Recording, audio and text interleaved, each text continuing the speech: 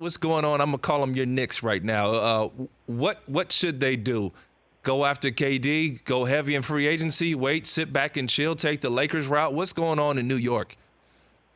It's an interesting dilemma for them because if they can get Kevin Durant, the Knicks over the years have gotten burned by the contracts of Antonio McDyess, injured.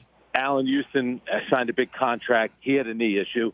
And then, of course, most recently, Amari Stoudemire. And, if you do sign Kevin Durant, we know that he's not going to play next season. He's going to be recovering from that surgery. So by the time he's ready to play an NBA game, he'll be 16 months out from the last time he played. He'll be 32. I'm not saying he can't come back and play at a high level, but if you're the Knicks, you got this young roster. Is that really the way you want to go? Ryan, I think if they can get him, they're definitely going to do it. But for a team like the Knicks, I think it's a little bit of a risk right now to take that chance. If you're Kevin Durant, is it a smart choice to go there? If Kyrie Irving goes to Brooklyn and he's the lone Knick, would that make sense at all for KD? I don't think it does. I mean, first of all, I think him going back to the Warriors makes a ton of sense because they can pay him the most.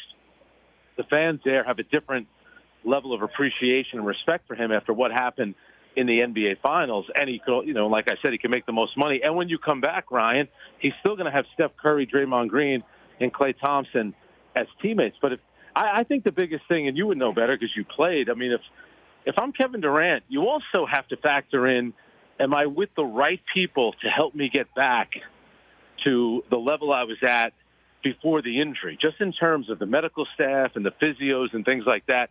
Because if you think about what happened with Kawhi Leonard in Toronto, the gentleman, Alex McKechnie, the physio that they have up there with the Raptors, he did a really good job with Kawhi Leonard. And Kawhi, yes, he did miss 22 games during the regular season. He played in every playoff game, and he was the best player this postseason.